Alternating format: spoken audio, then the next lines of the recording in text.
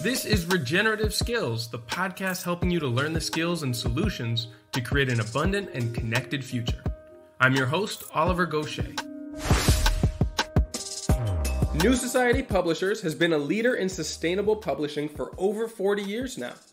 They're an activist, solutions-oriented publisher focused on bringing you tools for a world of change.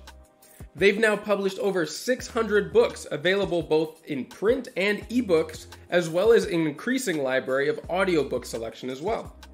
They care deeply about both what they publish and how they do business, and so the same thinker and doer approach permeates their in-house work and the books themselves. A certified B Corporation, they print on 100% post-consumer recycled paper, and they are carbon neutral, and they print only in North America, never offshore. And that's just the company themselves.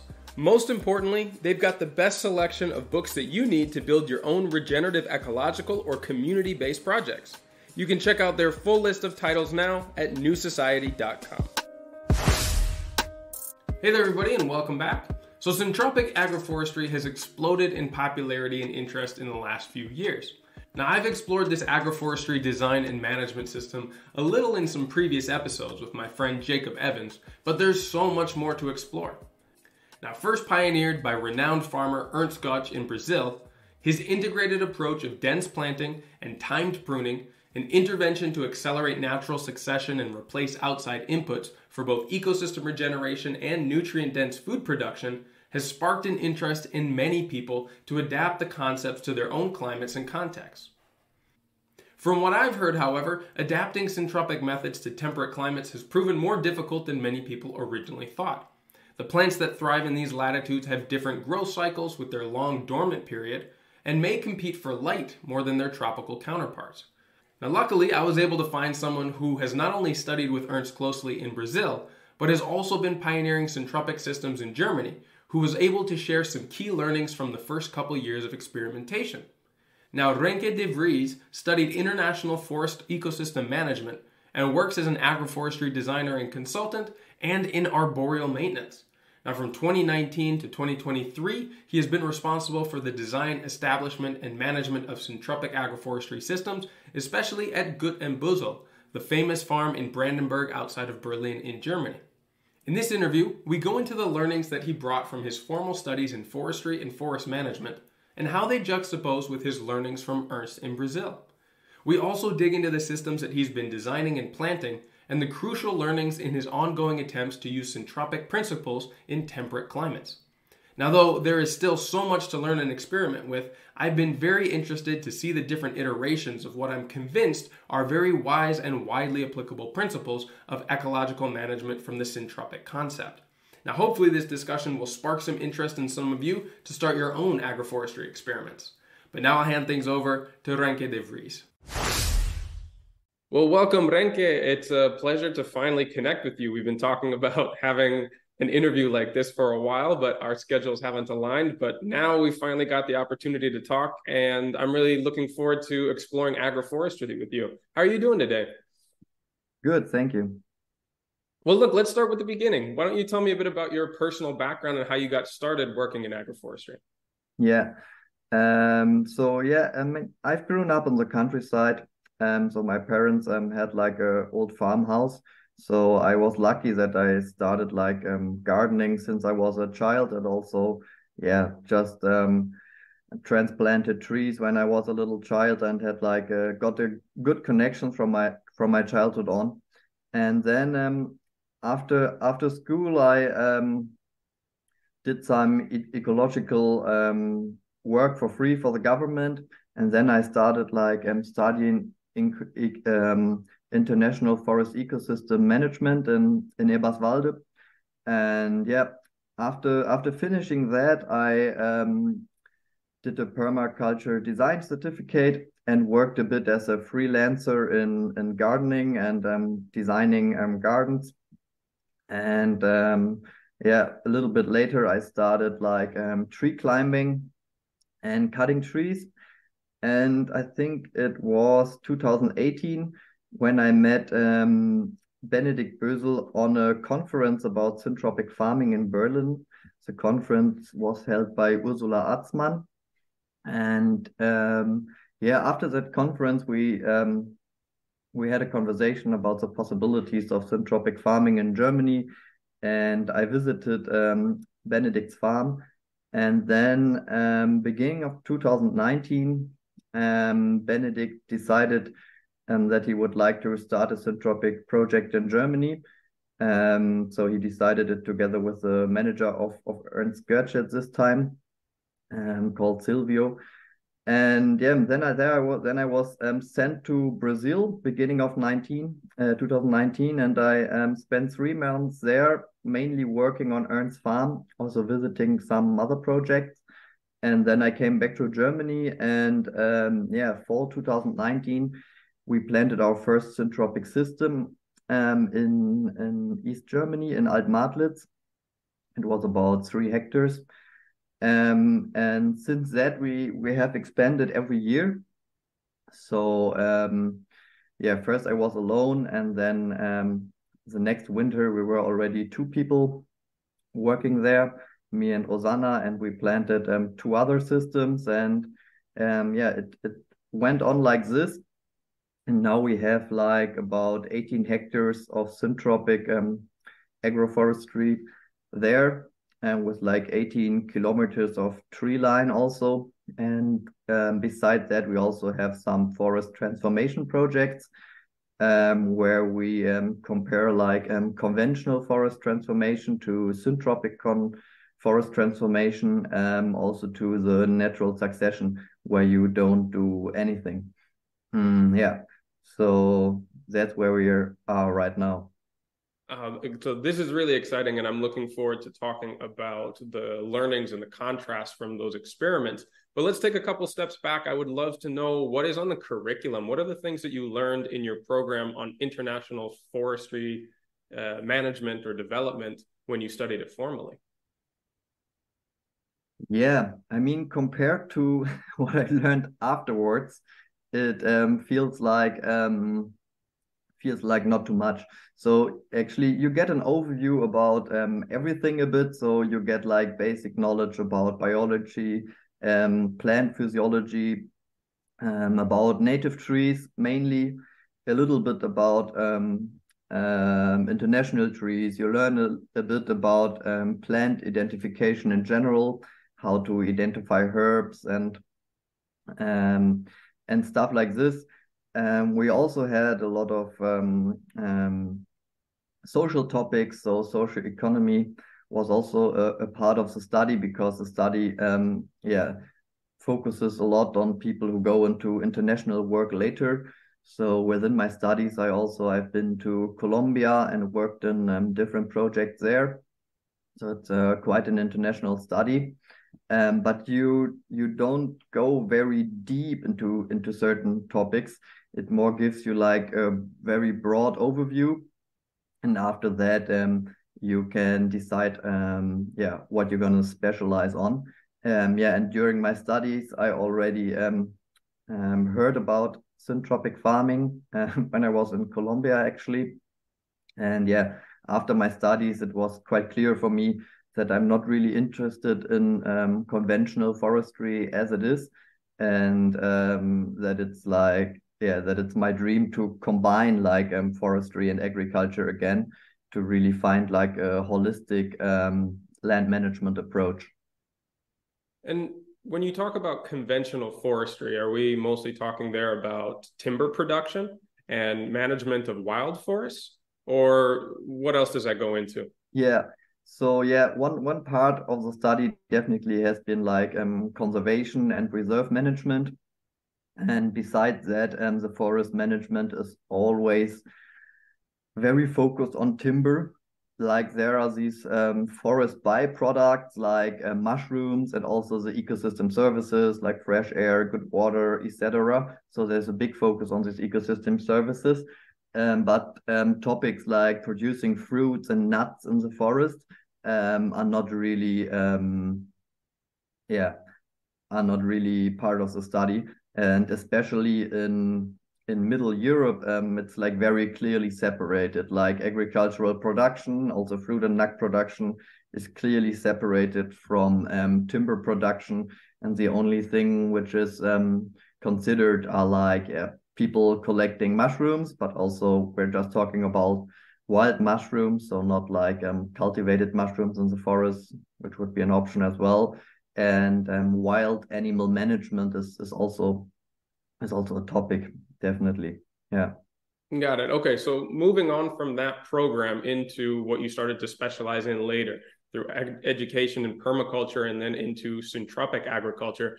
Can you tell me about how that expanded not only your interest in this, but what it kind of led to with your projects later on? Yeah, I mean, it led to the fact that that I'm working like kind of an outsider, let's say it like this. So it led to the fact that in the forest we also included like a lot of eatable species, which is like completely uncommon in Germany. And also agroforestry is mainly in Germany, it's still focused on wood for biomass production, so for thermal use mainly. And if it's not that, it's also just one single use, mostly also like high quality timber. If it's not thermal use, then it's like furniture timber. What we try at our farm, or what I try in my systems, is like to combine like everything to produce like high quality timber, but at the same time produce like nuts and fruits. And this gives a complexity which is quite unique, or not completely unique, but which is really not typically in the agroforestry which we have seen so far in Germany. Sure. And so moving on into your role with Gut and Buzel in starting out these agroforestry systems that are testing what is possible in a system that was mostly developed in the tropics into, you're in a maritime climate, is that correct? No, we're like in a continental climate. Continental, okay. Yeah. And so not only the differences in temperature and probably rainfall patterns throughout the year, but definitely in the species that are going to thrive there, I would imagine there are quite a few adaptations that would need to be made from what you learned in Brazil in the tropics over to that climate in Brandenburg in Eastern Germany. Tell me about some of those differences and how that transformation has been made. Yeah. I mean, if you talk to Ernst, and if you see his systems in Brazil, and if you start understanding them, it gets quite obvious that the principles of nature are always the same. That you have a succession going on where one species follows the other. But yeah, the most important difficulty is that you have to find your species in this climate, and this I had to do by myself, because there were no syntropic experts in this climate working already. But yeah, with this my first study definitely helped. And if you just look at the natural ecosystems around you, you can see the succession. So yeah, you need to know your ecosystem very well. You need to know the species. You need to understand the succession. And furthermore, you have some other difficulties. For example, seed availability. So in the tropics, Ernst always says when he's creating a new system, he always uses like the fruits of the season, because there are almost always enough fruit trees and timber trees available having seeds and fruits. So in our climate, it's a little bit more complicated with this. So you really need to check that you get your seeds together. Some trees also don't have seeds every year. So sometimes it's also good to collect seeds and store them for 2 or 3 years. That's also what we are doing right now. So we have like fridges where we store like different seeds. For example, the ash trees, the fraxinus trees, they don't have seeds every year. So if we have a good harvest of fraxinus seeds, we try to store enough so that we can also seed them in the next year when we don't have them available. So yeah, you really need to check with your seed availability. Um, that's a big topic. And yeah, I mean, stuff is growing a bit slower over here, um, which yeah, kind of gives you a little bit more time, but also it's harder to make like a early revenue out of the system. So in Brazil, after 8 months, you can harvest papayas. So we just don't have these fruit cultures which give such an early revenue in our climate. So the time you need to invest till you really get products out definitely is a bit longer. So you need the possibility to get over this time. Yeah. Yeah, that makes a lot of sense. And it makes me think that we should probably go back and go over some of the principles in nature that are broadly applicable, and then go into how you work to design the systems and the adaptations that you've done. So let's start with some of the main principles of syntropic agriculture that are applicable to any climate. What are some of the main ones there? Yeah. So one very important is like that you plant very densely, and by this you try to work by seed as much as possible. So we start with a very dense mixture of yeah, root cuttings,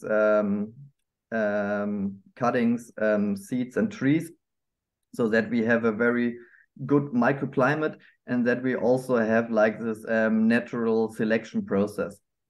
And besides that, we try to include the succession in our systems. So this is something usually we completely forget in forestry, and also in agroforestry, or in general in agriculture, that a system usually is developing. So that you have like less demanding plants in the beginning, and they're followed by a little bit more demanding plants. And by this, the system in terms of water holding capacity, soil structure, diversity is always enhancing.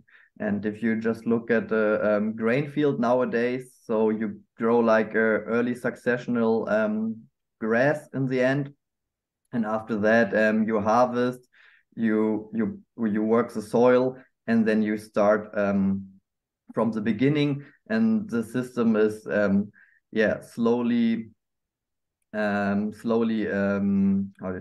decreasing. Yeah. And syntropic agriculture tries to do the opposite, but at the same time always also to get a revenue out of the succession. Sure. Yeah. So this is what I kind of understood when I started to study this as well.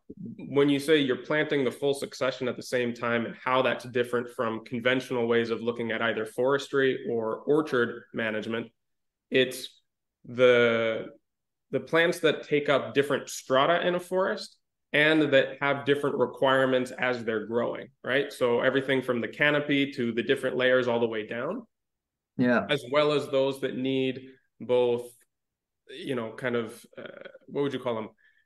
More fertile or easier conditions to grow in, good soil, regular rainfall, even if that's not what you have yet.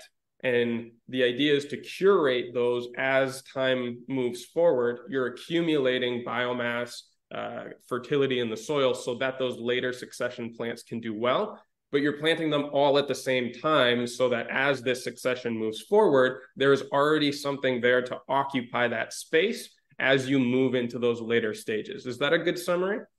Yeah. Yeah, I would say that fits. Yeah. Okay. So let's move to some of the others now. Yeah. Yeah. Another point then is like the selective weeding. So usually if you have like tree rows, or also forestry, and you do some kind of weeding or weed control, you just cut everything down. And we really check if the plant has fulfilled its function now, and just if it has done the function. So if it's like already dying off, then we take the plants out. So for example, on one field we have a lot of creeping thistle. Um, so um, I don't just pull out the creeping thistle with the roots, because the creeping thistle there has an important function. So it's loosening the soil, and it's also accumulating boron, which is missing on our fields. So what I do is I try to cut down the thistles before they go into flower, but I leave them there for 2 or 3 years, and then they disappear. And that's what we recognized on our agroforestry stripes in general, that we have a lot of weeds, but the weed composition changes over the year. So the weeds we have in the first year, they don't appear in the second year. So at least most of them. And then in the second year, we have other weeds. And we try to control them, that they don't overgrow our trees and stuff, but we do not just pull out them without thinking about it. Sure. The general theory that weeds have a very necessary function in the succession of a system. And if you allow them to perform that system, it reduces the amount of work or inputs that you need to bring in that would otherwise substitute for what those weeds are doing there. And that fits with what you've been observing in the system as they bow out, as maybe boron is adequately sequestered, or the compaction rate of the soil starts to change, right? Exactly. And what I found really important in this topic, for example, is that it's if you have like grasses growing within the tree row, it can be very, very problematic, because the grasses are very difficult to manage, because you cannot cut them down in between the trees all the time. So what we try is to fill up our tree rows with a lot of herbs we choose, which are like also part of the natural succession, and so that the grasses are not growing in that much from the sides. So our agroforestry stripes are always they have like a grass clover and herb mix on their sides, and this grass clover and herb mix we mow and sways to the trees, so that we always have a line of mulch on each side of the tree row. And within the tree row, we try to have like strong growing herbs, also early successional herbs, for example. So we always put sunflowers in there. We put wild chervil in there. We put wild carrot in there. So we have like these 1 and 2 year living herbs, but we also put like herbs which are living for more years, like comfrey, horseradish, mint, different artemisias, aesops, and yeah, those develop good. And we also managed over the last years to establish most of them by seed, which makes it which makes it more economically feasible. And then you really reduce the amount of weeding to a minimum. Yeah, and that's a very, very important part. Sure. I mean, the big thing with these systems is the amount of management that it requires, right? There's always a trade-off in between, how much work gets done, how much input gets brought in from another site, or how much machinery and fuel is required to supplement the labor. And you're using much more of a patient, active, and insightful sort of input system, which is your management, in order to reduce the cost of inputs or machinery that other systems rely on. But the compromise there is that you need to figure out how to use that time efficiently. Otherwise, you could just be there fiddling with plants by hand all day, all the time. And these types of insights are really useful for people to set expectations about what the management could look like on their own version. I like that. Yeah, I mean, that's also like the biggest, not the biggest, but that's also a big difference to the tropics. I mean, labor costs there are just much, much lower. And also people are still used to do certain labor works, which here in Middle Europe, it's just not possible. Let's say it like this. And so to have like some kind of mechanization in the systems is really important. But also it's incredible what kind of work you do not have with a syntropic system. I mean, for example, we are not irrigating our systems, and we're in a very dry climate, so we have like on average 400 millimeters of precipitation. In some of the years, we had even less. Yeah, and for example, this is something we don't have to do, which also is like a high amount of cost and labor. And yeah, also the health of the trees is like very, very remarkable. Yeah. So yeah, another important principle of syntropic farming is like the disturbance. So that like disturbance is part of the system. And I mean, it's a little bit like also in holistic grazing. So you try to keep the plants in the vegetative growth as long as possible. But also there we have to make compromises. We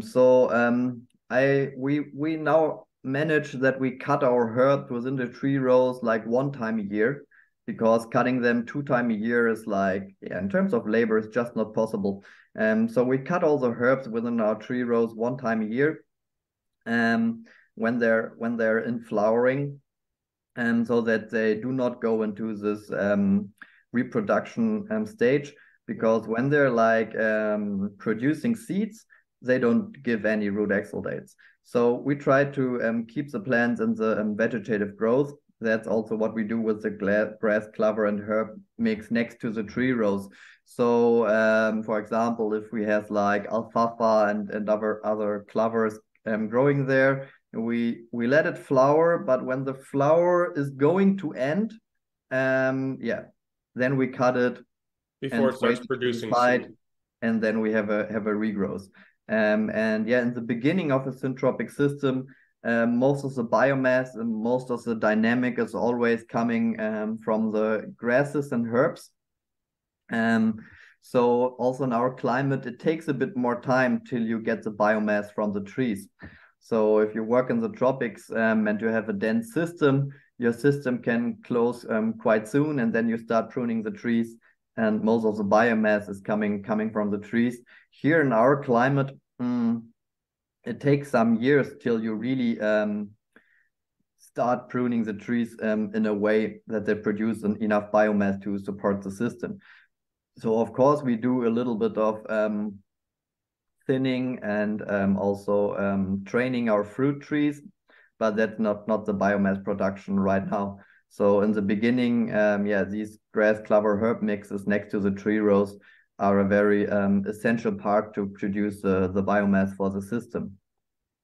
So wait, let's go back and get specific about the different stages of growth in a plant and why you're intervening on the vegetative growth and before you start to reach senescence, right? Because it takes a little while before it gets established well enough to go into vegetative growth. And then I guess the downhill or the plateauing side of that growth curve is when they go into a reproductive cycle. Can you tell me about what's happening in a plant's growth or the different aspects of that succession and why you're intervening or disturbing its growth at a certain point? Yeah, so in the vegetative growth phase, the plant has like a lot of gives away like a lot of root exudates. So it has like a lot of connections with mycorrhiza and bacteria also. And when it goes into the stage where it's doing the seed production, it like completely stops this connections with the mycorrhiza, and the focus is on drying out the seeds. So to not take up too much water and to dry out the seeds.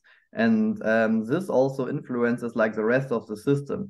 So you see it when you don't cut a meadow. It just goes yellow and it starts falling, and you don't have any growth going on there because it's going into the seed ripening stage. So the soil microbiology doesn't get any more root exudates, and the system goes to an unproductive stage for a while. And this we try to intervene there when like the root axil dates, they reach their maximum when the plant goes into flowering. So we try to keep it flowering a bit, also to support all the insects and pollinators we want for our system. But then when the seed ripening starts and the plant is cutting the connections to the mycorrhiza and the soil biology, then we cut the plant and then it goes into vegetative growth again.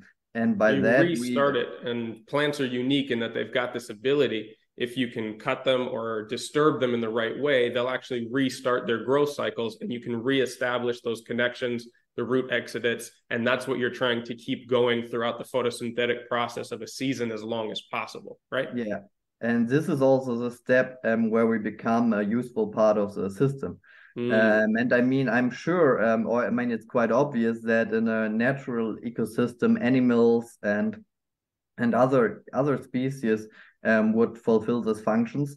But yeah, as they're not doing it in the artificial systems we created, it's our job to optimize the system. And yeah, I mean, you know what? I think the pasture is a good example because everyone knows that if you don't cut a pasture end of May, beginning of June, depending on your regions, it will just grow, it will get yellow, it will fall over, and you will not have a lot of growth there. But if you cut it, you will have a green regrowth and you will be able to cut it again after a month or 1.5 months. And that's also what Ernst was able to show on his farm, that with his method of pruning all those mother trees above his cacao, he's producing like 4 times more biomass than a primeval natural forest is doing.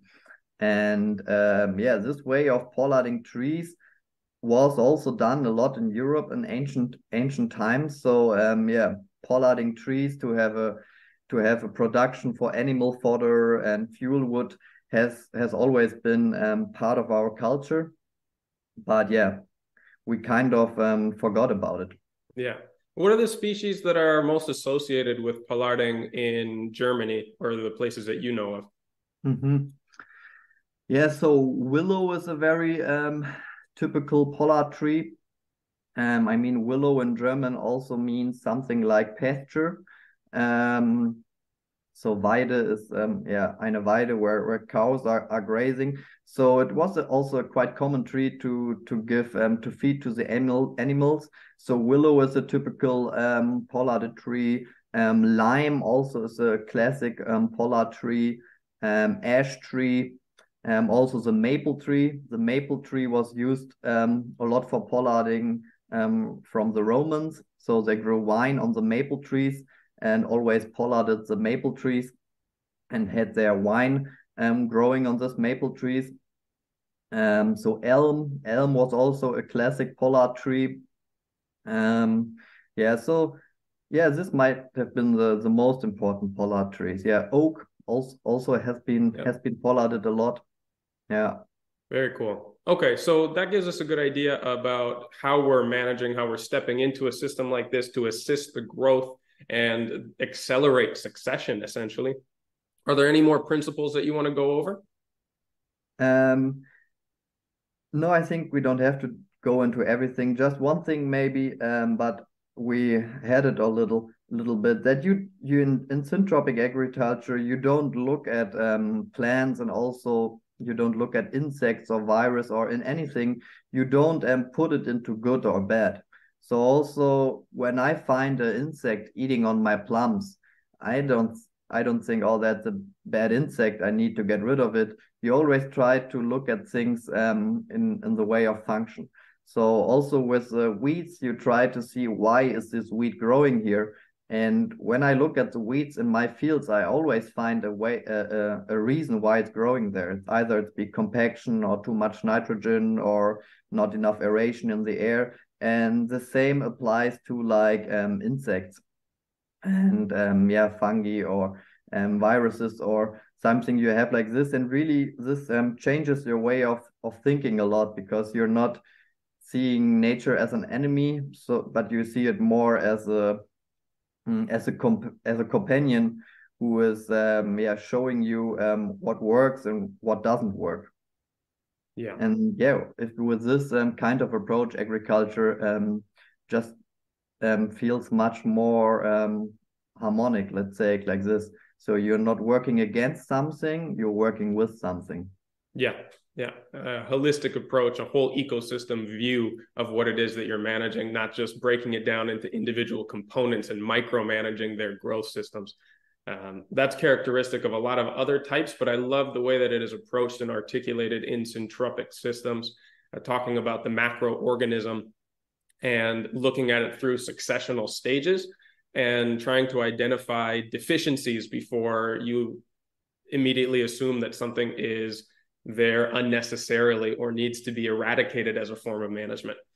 All right, so with these principles, which, like you said, are broadly applicable across ecosystems, climates, soil types, and such, how do you go about designing the system that you did? Because there's so much that one could do with an agroforestry design. We can go from silvopasture, mostly managing for the growth of grass and forage for animals. We could look at it as an orchard, trying to get a yield from the trees themselves. And there are so many different combinations and configurations in between. What did the design criteria and process look like for you for these experiments that you're running on the farm out there? Yeah.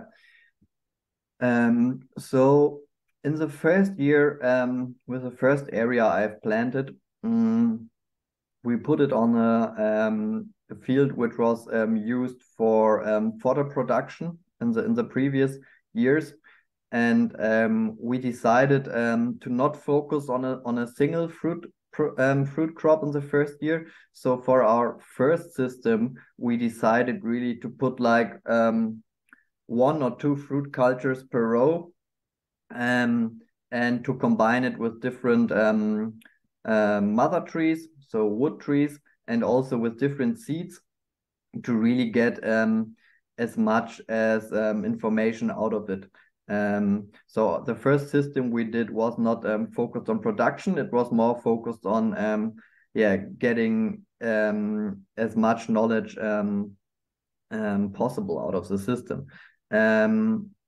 So I mean, in general, if I design a system, I look at the natural vegetation around me first. So I see what are the pioneer trees doing well in this region, and those pioneers I usually plant by cutting, or I plant them as young saplings. The reason for this is that a lot of pioneer trees, it's like a principle of pioneer trees, they have like very tiny seeds, which are quite difficult to germinate in the field. So for example, a poplar seed, it can germinate for like 24 to 48 hours maximum. So it's just these white fluffy stuff flying around in the summer. So it's very difficult because our systems we establish in fall. So it's impossible to keep poplar seeds for such a time and then seeding them in fall. And with a lot of pioneer trees, it's like this. They have like very tiny seeds and they go over a long distance. And also this pioneer trees are very proved to be very resistant. So I decided that the easiest is to just plant these pioneer trees or to do them by root cutting. And if I look at these pioneer trees, I always try to have a good mixture of plant families to not just have, for example, poplar and willow, which in the end belong to the same family. And so I try to have like a good diversity in different plant families, so that later on the microbiome is as diverse as possible. And in the end, in all these syntropic systems, the diversity comes through the mother trees, because in the mother trees, which you're pollarding later on, you can have a huge diversity. But in your production crop, let it be hazelnut or let it be plum or let it be cacao in the tropics, you need to have like one culture per row. Or if you have different harvest times, maybe in some circumstances you can do 2 fruit cultures per row. But you need to have them densely together to make an economic harvest possible. So to bring in the diversity and to have a resilient system, I mainly do this with the mother trees. And also for this, on the first area, we didn't mix those mother trees completely. In this first area, we planted like a block of one mother tree, for example, birch, and then we planted a block of willows, then we planted a block of poplar, then we planted a block of elder, to see how the different mother trees are interacting with the fruit culture below. But this was, yeah, more experimental approach. And in the systems afterwards, I always try to have as much mixture within the mother trees as possible. So yeah, so first of all, I look at this pioneer species, and also there I really always try to have as much as possible. So I'm not afraid of any non-native species. Ernst always said you should plant what grows. And yeah, some of the non-native species, like for example the Robinia pseudoacacia or the gray elder, just have yeah, remarkable traits which we just have to use in our climate, and it also gives you a lot of stability, because even if one tree species will go yeah, will have problems with a change in climatic conditions, you always have like more options, so to say. And so besides this, yeah, another thing is that in the tropics you always have like at least 3-4 layers of trees. Here in our climate, I mostly focus on having 2 layers of trees. So I have like one layer, which is the uppest layer, like the emergent layer, where I have the mother trees, which are pruned regularly. So they're pruned every year. These are And your, below, what, like poplars, and what else do you use as your emergent in that area? yeah, so in the beginning, I mean, we always have to differentiate because in between the early emergence and the late successional emergence. But the early emergence are, for example, some type of willow, mainly Salix alba, but also Salix caprea, but mainly Salix alba. So we have like 3-4 different varieties of poplar, Populus tremula, Populus alba, and some hybrid poplars from North America. And then we have like different elders. So we have like gray elder, we have like Italian elder, which are very drought resistant elders. And then we have some legumes like the Robinia and also the Gledicia. Yeah, so this yeah, birches also play an important role. So there we mainly plant the sand birch, the Betula pendula, but we also make some tries with the Japanese birch because it has some valuable timber. Yeah, so those are the main early successional trees we are working with here. Yeah, and below that we always have an early successional fruit culture. And if you look in the early succession here, or in general in Middle Europe, there are always some berries in the early succession.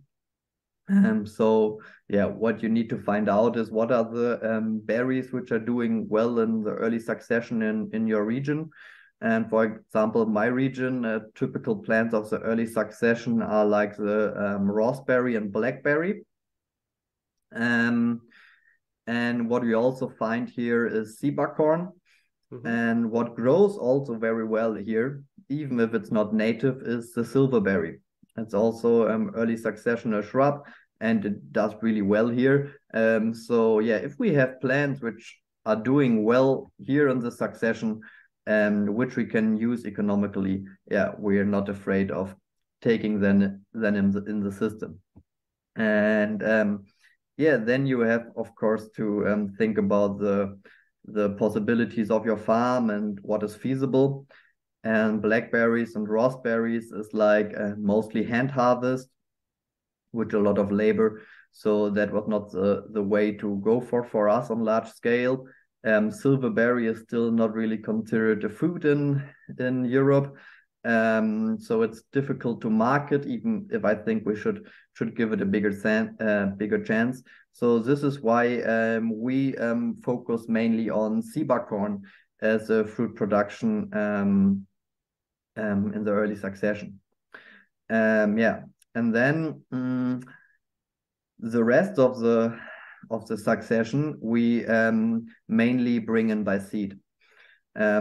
Because this emergent mother trees I mentioned, like willow, poplar, and robinia, and so on, they're gonna leave the system after something like 20 to 30 years. I mean, they're always gonna thin out because some gonna leave earlier, but the latest they're gonna leave the system roughly in 20 to let's say 35 years. And to also have like mother trees in the system later on, we seed the later successional mother trees. So tree species like maple, ash, chestnut, different oaks, and they're all cherry. They're all brought in by seed, and then they grow up in the shade of these early successional mother trees and in the shade of the sea buckhorn. And also the later successional fruit cultures, let it be apple or let it be pear or let it be plum or hazelnut, that are like the 4 cultures also we're mainly focusing on. We also bring them in by seed and then regraft them later on the field. Yeah. And so the main reason for having fewer layers here is that in these climates, there are fewer, at least commercially viable species that can tolerate the shade compared to the tropics. Is that correct? Yeah, I mean, not completely. I mean, there are 2 main reasons for this. And the first reason is that we just do not have that much sun here. So you need to go down with the layers because you cannot have 3 or 4 or even 5 different species and then still have a fruit production below. This doesn't work. And also here in our climate, the goal is to mechanize the cutting of the pollard trees. So the mother trees, I call them pollard trees now, but these are the trees which are always in the uppest layer. The goal is to cut them mechanically, and because pruning them like it's done in Brazil manually is just not possible here in terms of labor costs and also in terms of labor security in the end. So the goal is to have a mechanized cutting of the mother trees, and then it's really difficult if they are in different heights. So our goal is to have like one height of mother trees in the end. And the height I'm approaching is like about 7 meters. And those mother trees should be cut on 7 meters like every year mechanically. And the material should also be shredded immediately by the machine and blown into the field. And I think that's a really important step of adapting syntropic agriculture to our climate and also to our working conditions. Does this machinery already exist, or is this some of the trouble that you've had in finding the management assistance that you need? Yeah, this system is like planned by a company called Syntropic Machines. So it's on their list. It's a machine they should produce, but it's not there yet. But if you look, for example, at these tree cutting machines you have in wine production, you see that there is similar stuff available, but not on the height, and also the process of shredding it immediately is not implemented there yet. So it's definitely possibly in a way of what we can do with machinery nowadays, and there are similar machines available, but not the one we need right now. Or adaptation is required still. Looks like it's an R&D challenge. Yeah. Okay. And so now the system that you've put in, or the different trials that you have put in, are a couple of years old right now. How old exactly? This oldest trial field now is in the 4th summer. So it's Okay. now the fourth summer of growth. Yeah. And yeah, this was a try field. And the other fields we created afterwards, they always had a production focus already. So we planted fields with 6.5 meter row distance, where just like chickens are included. So there we just have a little bit of hay production and chicken production besides the trees and nuts. We also planted a silvopastoral system where cows also can be included, with a focus on walnuts. And now this year we are planting a system which is like completely integrated into the grain production of the farm as well. Yeah.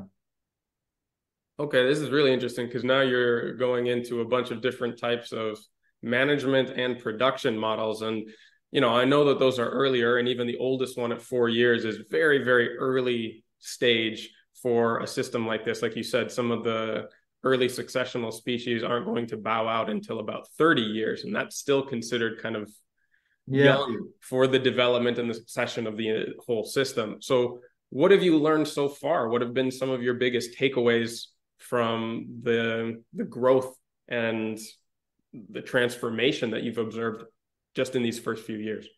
Yeah. So one observation was that working by seed is not as difficult as it seems.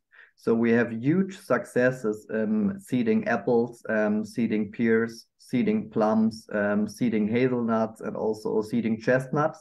And these are just the fruit cultures I'm mentioning. So we were very successful in seeding all the timber trees as well. And people are always afraid of seeding because they think it's going to be more work. But I can definitely say it's less work and it's less money consuming as well. So we always just make one seed mix with all the herbs we want to have in there, with all the mother trees and all the fruit trees we want to have in there. And this seed mix we bring out within the planting in fall. And we start with the seed mix. So we usually do this in November. We bring out the seed mix, and then afterwards we plant those early successional trees in there. And yeah, the first area we planted in the first year, I was quite in a hurry there. I just came back to Brazil, so I had like 3-4 months to prepare and everything. And yeah, we wanted to have something there as soon as possible. So for the first area, we bought a lot of trees. So we bought plum trees, we bought pear trees, we bought hazel trees, whatsoever. And of course, I tried to buy like small qualities, but also I was quite limited by the organic certification. So if some nursery has the tree organically available, you're forced to buy it there, and then they just have certain qualities. So we were forced to plant some big trees, like with 3 to 5 years after grafting. And they really suffered. They're still suffering, even if it's getting less, but they're still suffering and stagnating. And the comparison to the plants we seeded was like incredible. So 1 year after this first experimental trial with the bigger trees, we started seeding the trees. I mean, also in the first experimental trial we seeded some species, but then in the second year we did a system like where all the late successional species were seeded, and their health is like very remarkable. There we didn't have any troubles with drought. So I was not even stressed where we had like 6 weeks without rain.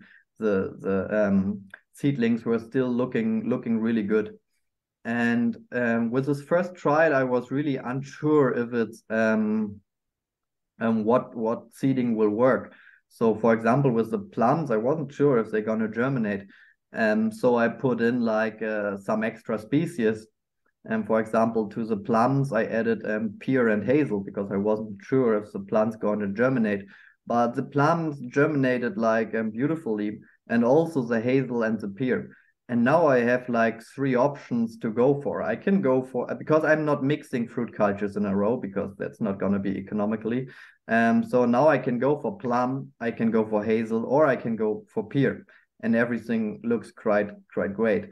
And this is also something I would recommend to everyone else, that you give some options to the ecosystem, and that you do not just focus on, okay, I need to have plums here, or I need to have hazel here, that you give like 2 or 3 options, and then at least one of them will grow and succeed, and you have time to think about it. And it's not really changing the time and effort you put into it. Like adding one species of seed is not a big effort. It doesn't make any difference in the time, because you just have one big mixture. And yeah, you can collect your seeds yourself, or even if you buy them, it's not a big cost point. So that was quite remarkable how much healthier those seeded plants are, and also how much cheaper it is to work with them. And then Wait, so one quick question. I have been struggling to find good sources for tree seeds. Most nurseries will sell you saplings or fairly large post-grafted trees. That's easier to find. Where are you finding varieties of seeds for your fruit trees and your later succession species?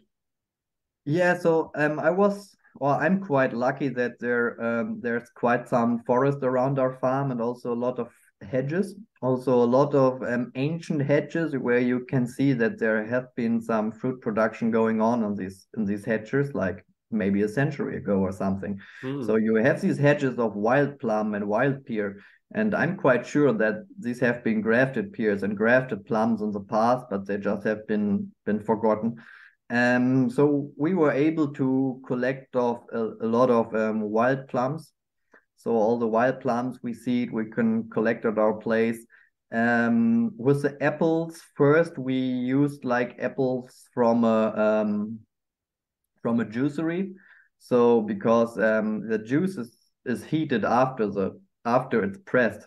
So the pulp with all the seeds you can use for seeding. We collected wild pears, because wild pears is a very resistant layer for pears. And yeah, and we have quite some forest here, so we could collect our maple seeds, our ash trees, and so on. So the majority of seeds we just collect ourselves, or we get them from juiceries. I also seeded aronia from an organic juicery, which is pressing organic aronias. And yeah, some stuff we also buy, like from local governmental forestry seed sources, and also from like some companies like Herzogsam or Plusbaum. So yeah, you need to find the seed sources in your region, but if you keep your eyes open, most likely something's gonna appear. For example, I mean, Berlin is full of tree hazel, so you can collect a lot of tree hazel seeds in Berlin, and then we seed the tree hazel, and then we graft the productive hazel, like the Corylus avellana, on top of it. Yeah, so there's not like one source for buying stuff, also because you want to have locally adapted stuff. So the first thing I would recommend to everyone is to have a look around you in the region. Yeah, ask other farmers and stuff. Maybe look for wild varieties of fruits where you can graft on. Because yeah, you don't, yeah, you just don't want to buy it. I mean, I maybe buy 10 to 20% of my seeds.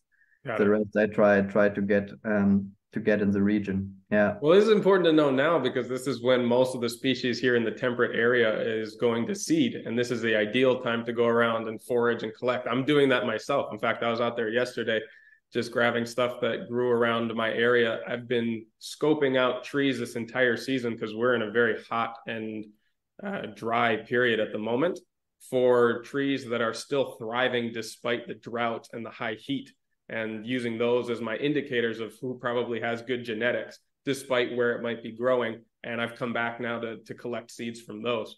So knowing what's growing well in your area is a good way to figure out, where you might want to be reproducing the genetics that are succeeding under the conditions that you have. Definitely. And seeds are a rare source, and it's gonna, I mean, like all the nurseries, They don't sell any seeds because they need all the seeds to raise themselves.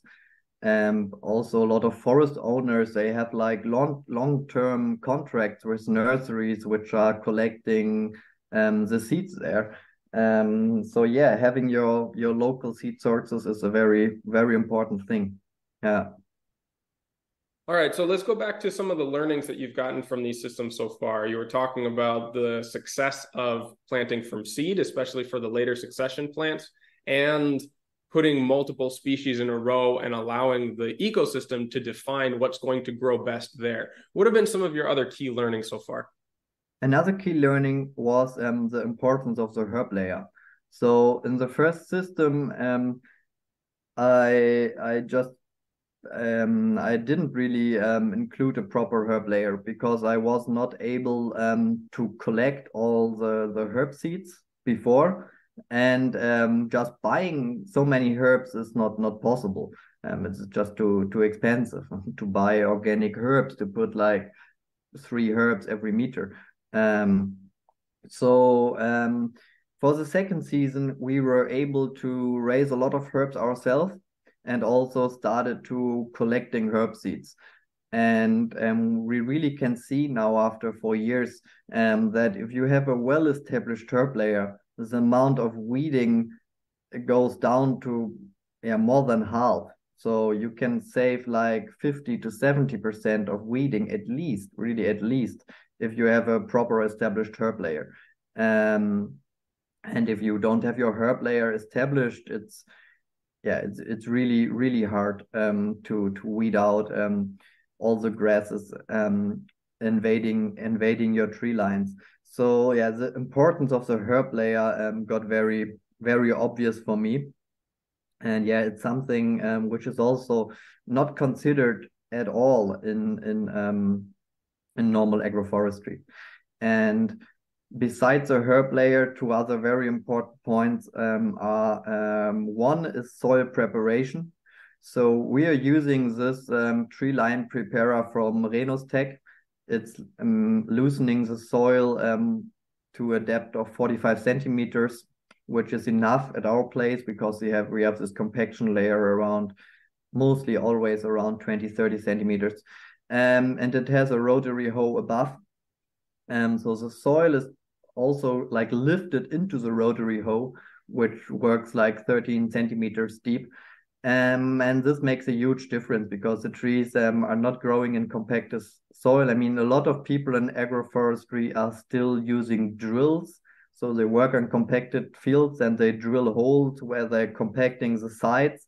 And yeah, I mean, the tree can grow down then, but that's not a proper preparation. So, and there are not really many machines available specialized on preparing small stripes for planting trees. So I think the soil preparation is very important. Also in terms of weed pressure, etc. It's good to have a clean start and also to have like a good seed bed.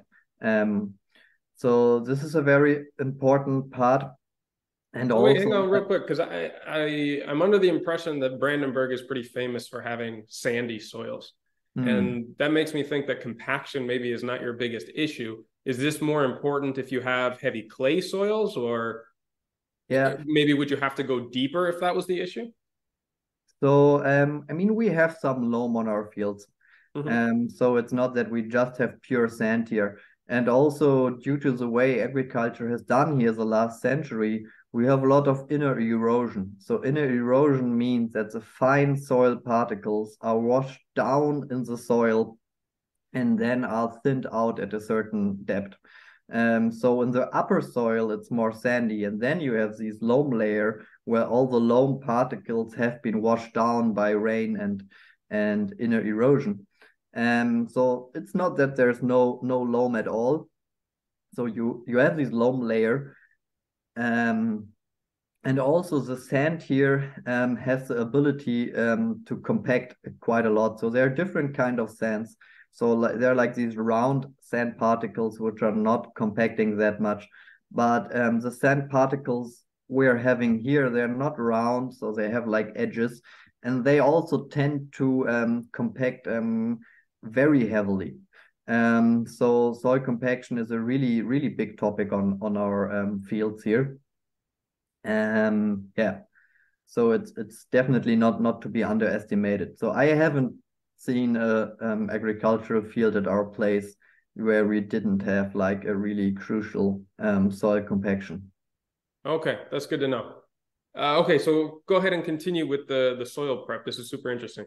Yeah, soil preparation. So it's a very, very important part. We also started this year that besides so that we added a tank to spray in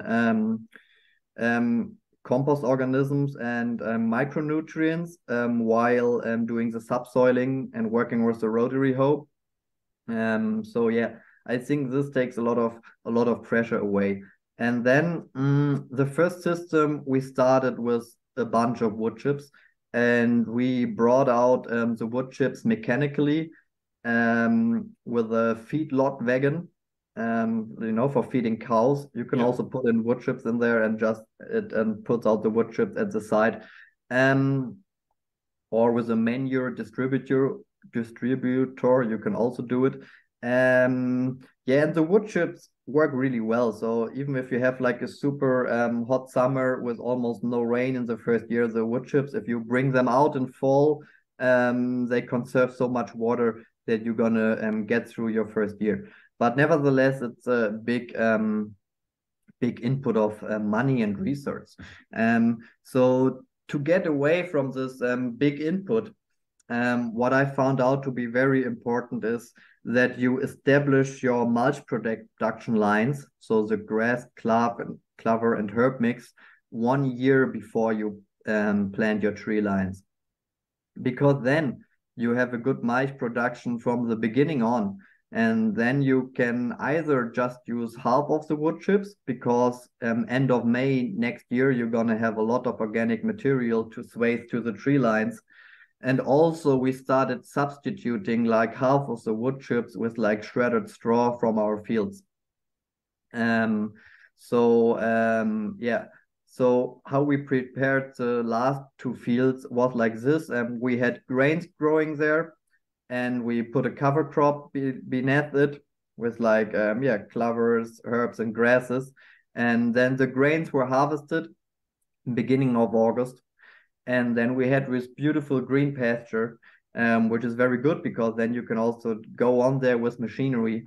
And then we're doing the soil preparation also in August. So like in the hot time, because a lot of people they start planting then there in November or December or whenever, and then they drive on the field with big machines, and then they do a lot of compaction. And also, if you work with this machine, with this tree line preparer we're working with, if you start working with it in November, you're compacting like on the sides of your tree line and yeah, loosening the tree line, but then you have a compaction on the left and on the side. So it's very important to do the soil preparation when it's dry, so when it's still summer, so that you can go on the field with heavy machinery. And then if you're early enough, if you do it in beginning of August, then you can even still have another cut of biomass within that year. And with the straw you're harvesting from the field, you can also get like completely independent in terms of biomass.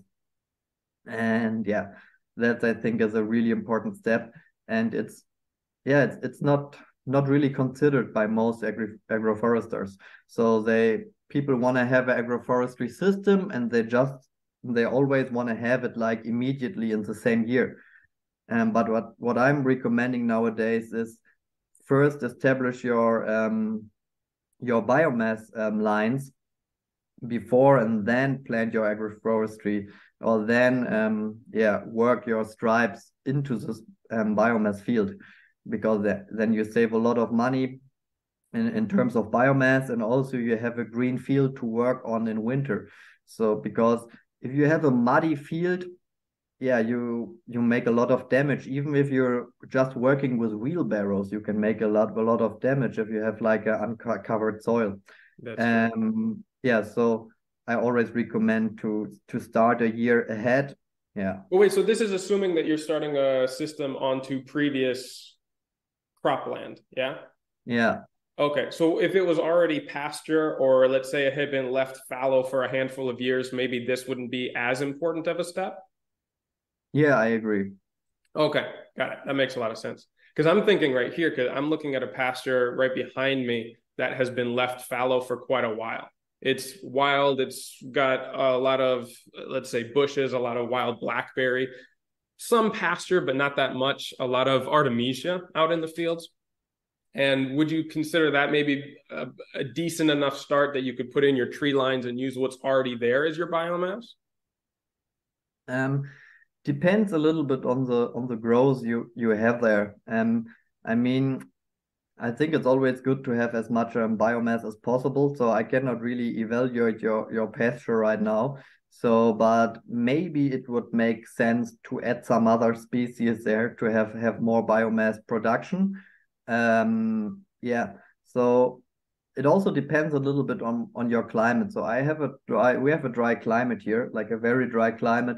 So what I found out here, to keep the mulch stripe next to the tree limes, to keep it constant, I need like 3 meters of mulch production on yeah, to have enough mulch production. I think on better sites where you have more growth, 2 meters can be enough. And also depends on the row distance you have. So if you have a wider row distance and you know you have like 4 or 5 meters of mulch production, maybe even a less productive pasture can be sufficient. Yeah, that would be the That's main really thing I good to would keep do. in mind. So this funny thing about me here is that in where we're at in Catalonia, in the central mountains, in between the Pyrenees and the coast, the previous average was somewhere around 750 millimeters a year, which sounds like basically double yours. But the difference is that we have so much more sunlight and so much more heat. So the evaporative coefficient there actually makes it so that we, I think, enter into longer drought periods than you guys do, where it's more overcast, it's cloudier and such. So I would probably do the same thing, right? Even though I have more rainfall, leaving those larger alleys in between for biomass production, and just realizing that planting that densely is going to cause some competition for water resources, and the fact that all of my soil is sand, basically just decomposed granite.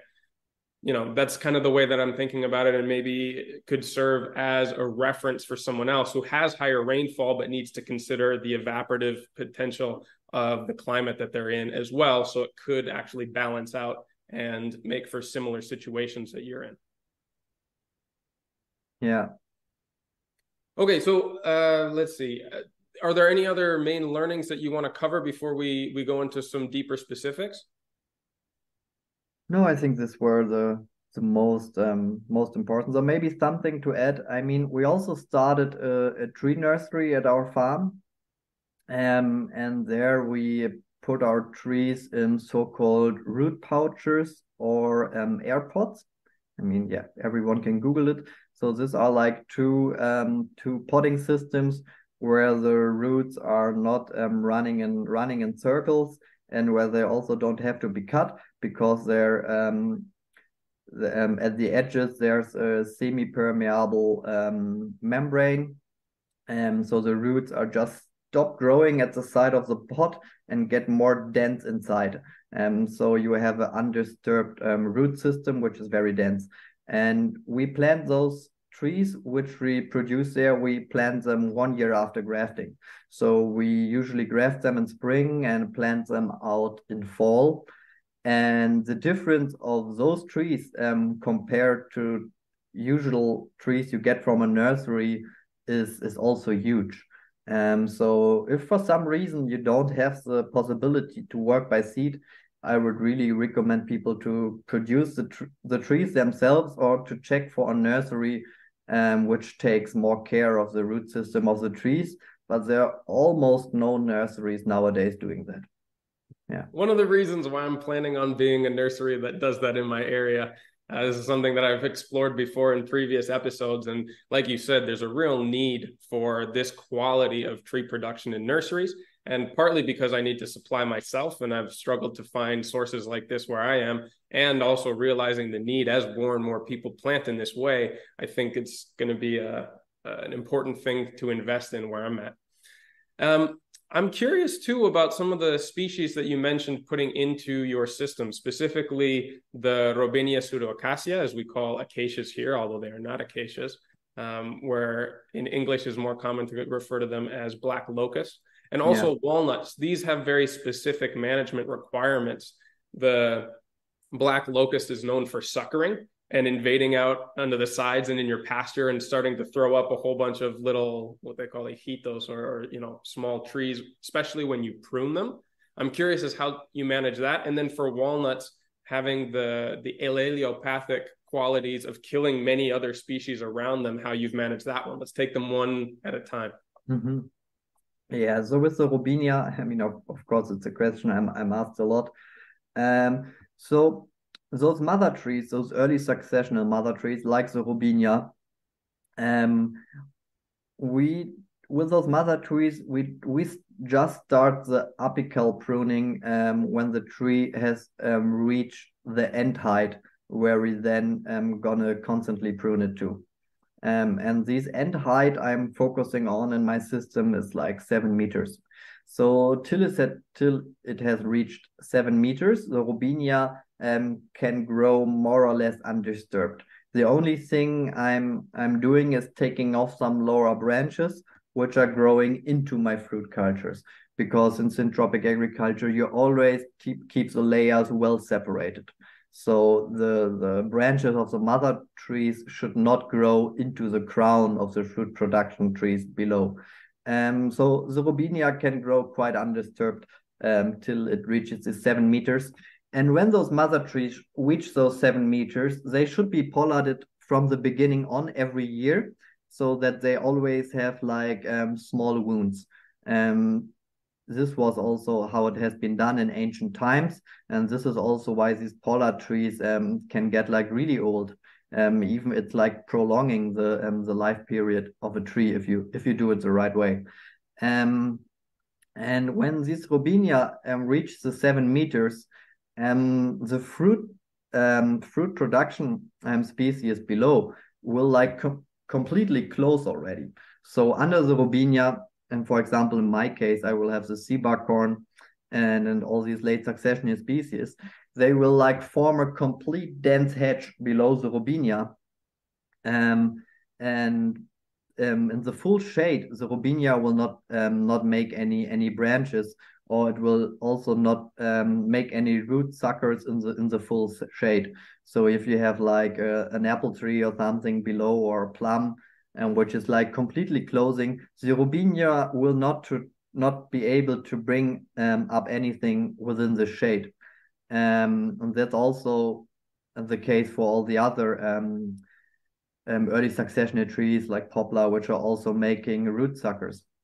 And then in this area in between the lines, the 6.5 meters or whatever distance you have, the grass and clover is like cut 4 times a year. So I don't see any possibility of the Robinia invading there. I mean, we also have like forest land with Robinia close to our agricultural fields, and we also don't have the problem of the Robinia invading into this agricultural fields. So within the tree line, the suckers are prevented by shade, and in between the tree lines, it's just a regular cutting and mowing. And that's also the thing with the succession. The sea buckhorn, for example, as well, we're going to take it out after 15, maximum 20 years. But then it's not going to be able to come back, because then the plums and apples are going to close, and it's just not going to grow in shade. Yeah, that makes sense. You're creating the conditions for it not to be a problem, whereas it could otherwise invade if there were not these other conditions and species to take the place of what they would otherwise thrive under. Yeah, exactly. And that's also the thing with the Robinia. I mean, it's just invasive in very degraded ecosystems. A Robinia is not invading a beech oak forest or something like this. Yeah. And that's the general thing with those invasive species, that they usually just thrive on very disturbed areas. And it's also very interesting with the herbs, as I mentioned, for example, on our tree lines, in the first year, everything is like full with the cornflower, this blue flower, you maybe know. And that's like in all our agricultural fields, we have it every year. But in our tree lines, it's just in the first year. In the second year, you don't have any cornflower anymore, and you have other herbs coming up. So you see that if you let the succession going, it's not going to be the same herb or same tree for always. Yeah, yeah. Yeah. That makes sense. Okay, so what about the challenges of the walnut and the allelopathic, basically root exudates that it puts out, which kind of create the conditions for no competition from other plants, which is kind of its defense mechanism. So the walnut, as far as I see it, is an emergent tree. So it's in the highest layer. So in my walnut system, I put walnuts in every 6th line, because the walnut line will not produce a lot of biomass on the long term. And if I would put walnuts every line, I would not have sufficient biomass production in my system on the long term. And with the allopathetic effects of walnut, I think that it's quite overestimated, because if you just look in literature how many species there are which do not have these allopathetic reactions with walnut, there are still quite a lot. For example, all the monocotyledones, so all the grains, they don't have these allopathetic effects with the walnuts. So all the grasses don't have problems with walnuts at all. And also and for some species, there's still no research being done for most of the species. But for example, peach works really well with walnut. Also, the American hazel works very well with walnut. I haven't seen studies about the European hazel, but I'm guessing it will also not have big problems. And yeah, there are a lot of species which do not have any problems with walnuts. And yeah, I think it's on us to find out more about it. Yeah. But yeah, I've seen in my region, I know a hedge where also ceiba corn grows with walnut and hazel, and it's still looking very good. So I think we should try to focus more on to find out which species do not have problems with walnuts. Yeah, because there are quite a lot. Sure. Yeah, here the mulberries are the ones that we often pair. Also, silverberry goes very well with it. Yeah. Oh, nice. That's something I'll keep in mind. Okay, so that's the questions I had off the top of my head for the specific species. Would you make any recommendations on how to, because we were talking about earlier about the necessity of understanding the qualities, the behaviors of the plants that you're pairing with one another in order to make a design that fits within your personal objectives with creating a planting like this. Where would you recommend that someone get started in their research if they don't have the background in forestry or plant identification that you have? I would start my research on the observation of the environment, actually. Because yeah, you can, for example, here you can look in the rejuvenations with Robinia pseudoacacia, and what you're going to see is that there are a lot of trees coming up below the Robinia. And so and also there's not that much research being done also in forestry of which trees work well with each other, and then it's always just two species together, and it's mainly a light competition thing. But light is something we can manage in syntropic agriculture. So yeah, I would really recommend to start observation in nature, and then also to use such a high diversity that if one or two species fall out, you don't have a problem. Yeah, that makes a lot of sense. Yeah. Man, look, I'm so interested in seeing how these systems continue to advance and your learnings and your observations as this happens. Obviously, it's a long-term investment, but I also hope that other people will take on the challenge of trying this out in their own microclimates, in their own biomes, because there is adaptation and learning to be had anywhere. I'm definitely going to be trying some of these in the coming years. Maybe I'll reach out to you again to see if I can get some advice on adapting this to my area as well. Look, Yes, Renke, yes. it's been an absolute pleasure talking to you finally, and I really hope we can stay in touch, maybe do a follow-up in a couple years as we gather more learnings and observations from all of these. With pleasure. Thanks again to Renke. I'll include his contact in the show notes for this episode for any of you who are interested in reaching out to him directly. Now, before we wrap this up, just remember that these episodes are only the beginning of the learning resources, design and coaching services, in-person courses, and interactive community that are available through Regenerative Skills. The Discord server is our free community where you can connect with other like-minded listeners, exchange ideas, stories, tips, and resources, as well as interact with me directly and quite a few former guests from this show. Our Instagram account @regen_skills is the best place to see the projects that me and the team are working on, both for clients and collaborators, as well as on our own properties. I'll also be announcing the certification courses, workshops, and gatherings that we've got coming up later this year. If you're interested in getting dedicated support for your own project, you can now schedule a free planning session with one of our team members through the request form on our website. You can also find all the links, show notes, and past resources there at regenerativeskills.com. We truly believe that no matter your experience, your knowledge, abilities, resources, or background, you can be a powerful force for regeneration on this planet, and we're here to help you find your path. So as always, remember to keep taking those little steps every day towards a regenerative future, and I'll be right by your side along the way.